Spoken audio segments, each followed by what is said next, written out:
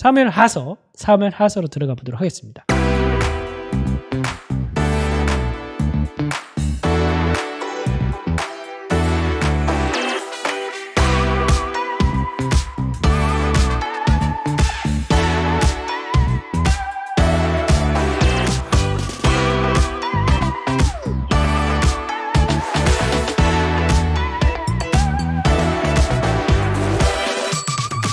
하나님 마음에 합한 사람이라고 된다고 해서 그 사람이 일이 잘 풀리고 승승장구하는 거 아닙니다. 고난이 굉장히 길어요. 오히려 사울이 훨씬 빨리 왕이 됐어요.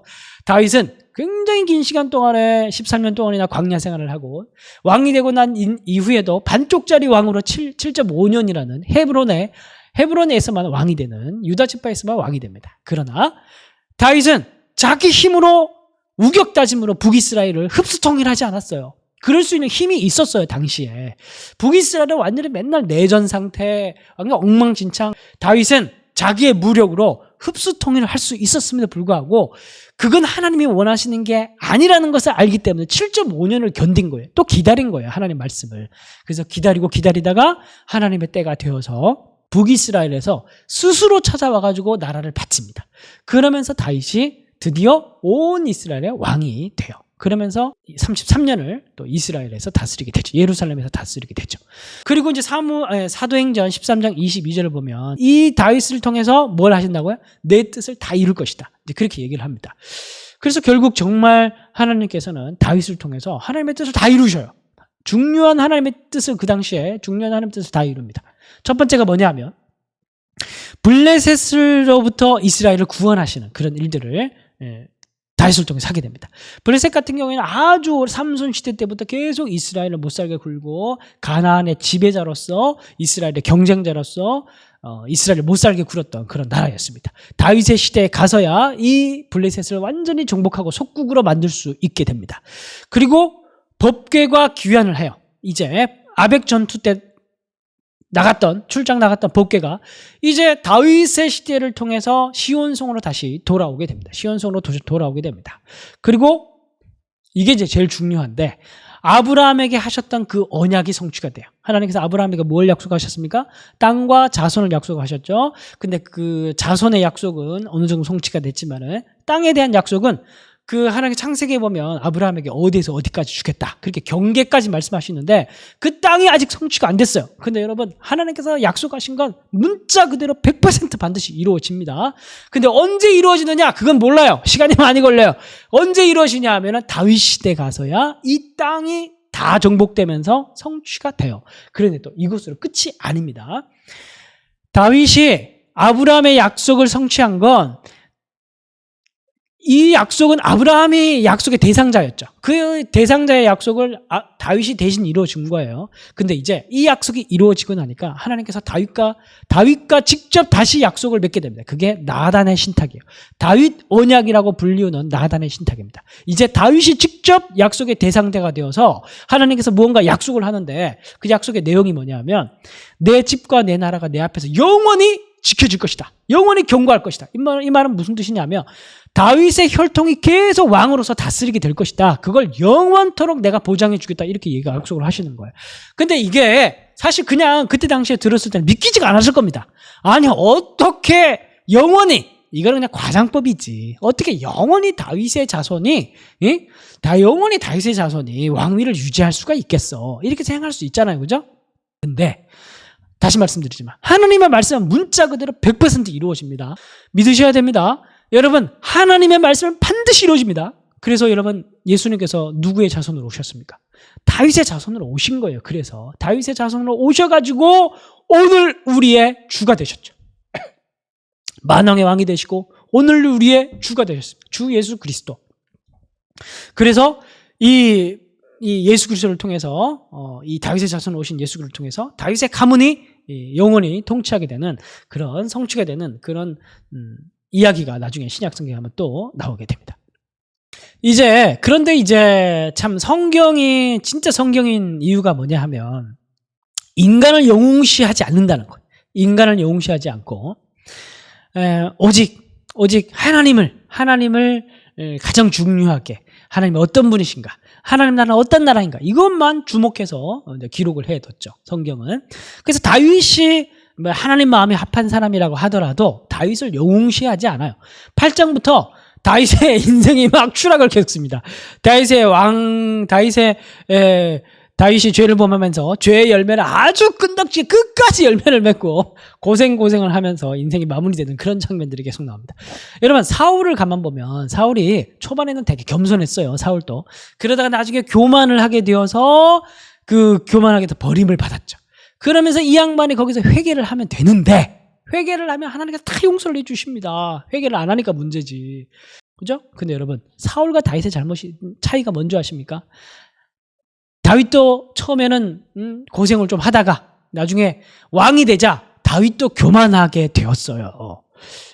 여러분, 그 다윗이 이제 밧세바를 범했던 그 장면으로 돌아가 보면 제일 먼저 뭐라고 이야기가 시작되냐 하면 왕들이 출전할 때가 됐다 이렇게 얘기를 합니다.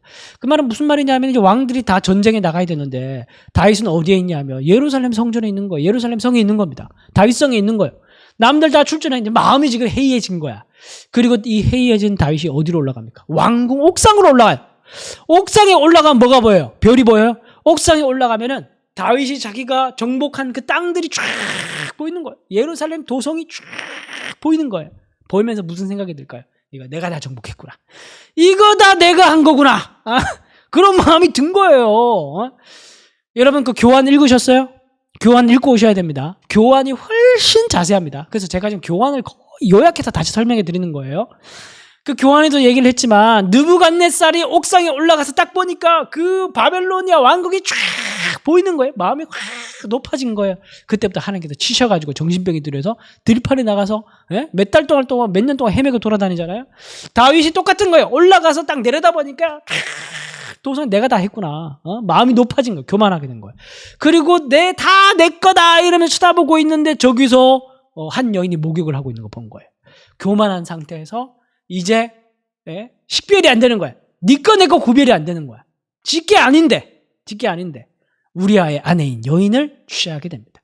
그리고 이 여인이 임신하니까 이걸 감추기 위해서 우리아를 간접살인하게 되죠. 어마어마한 잘못을 저지릅니다. 아주 추악한 짓을 다윗이 저지르게 된 거예요. 그런데 다윗이 추락하는데 사울은 추락하는데 날개가 없었지만 다윗은 추락하는데 날개가 있었죠. 다윗은 추락하는 상황에서 하나님께서 보내신 이 선지자의 경고의 말씀을 듣고 다윗은 그대로 고꾸라져서 회개하고 금식하고 하나님께 살려달라고 부르짖습니다. 이게 바로 다윗이 가지고 있는 차이점이라는 거예요. 다윗의 마음속에 있는 그 중심성. 인간은 누구나 죄를 저지를 수 있어요. 누구나가 다 연약하기 때문에 누구나가 다 잘못을 저지를 수가 있습니다. 저도 마찬가지고 여러분도 마찬가지입니다. 누구나가 다 마찬가지입니다. 우리는 부지 중에도 죄를 저지르고 알면서도 죄를 저지르고 죄를 저지를 수밖에 없는 연약한 존재들이에요. 근데 하나님이 그걸 이해하신다니까요. 이해하셔요. 이해하시니까 뭘 하면 된다는 거예요. 회개를 반드시 해야 됩니다. 그래서 회개를 하고 다시는 죄를 짓지 않는 게 중요하죠. 우리는 회개를 해야 되는 거예요. 이게 바로 하나님의 정의입니다. 우리는 그래서 어떤 사람들은 이 이야기를 읽으면서 아니 사울보다 다윗의 죄가 더 무거운 것 같은데 왜 다윗은 용서하고 사울은 버렸습니까? 이게 과연 하나님의 정의입니까? 이렇게 하나님께 물을 수도 있어요. 원망하듯이 물을 수도 있어요. 그게 하나님의 정의입니다. 여러분 이게 중요한 게 정말 중요한 건 하나님의 정의가 무엇입니까? 라고 질문하는 것보다 더 중요한 건 뭐냐 하면 하나님이 정의라는 걸 믿는 거예요. 하나님이 정의예요. 하나님의 정의. 하나님의 정의가 아니라 하나님이 정의예요. 하나님의 정의. 하나님이 그걸 원하세요.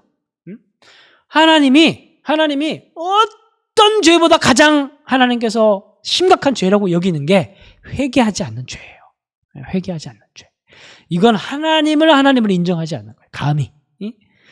하나님께서 네가 회개하면 용서해 준다는데 회개하지 않는다? 이건 하나님을 인정하지 않는 거죠. 21장에서 24장 결론적으로 여러 가지 많은 에피소드들이 기록되어 있습니다. 그런데 이 에피소드들 여러 가지 이야기들 중에서 사무엘상서의 마지막 장, 사무엘상 24장에 가보면 다윗이 참 연약한 사람이었어요. 연약한 사람이에요. 또 죄를 저지르는데 그게 무슨 죄냐 하면 또 교만의 죄를 저지르요. 인구조사를 합니다. 인구조사가 왜 죄냐 하면 왜 교만이냐 하면 당시에 왕들이 하는 인구조사는 내가 얼마나 많은 세력을 가지고 있고 내가 얼마나 많은 세금을 거둘 수 있는지 얼마나 많은 군사를 징병할 수 있는지를 측량하는 그런 행정적 방편이었어요. 그래서 인구조사를 하는 것 자체가 되게 교만한 행위였어요. 그래서 부하들이 막 말렸는데 요압 장군도 말리고 막 그랬는데 다윗이 강행했죠. 그리고 난 이제 사단이 일어납니다. 하나님께서 너 교만했구나. 너 택해라.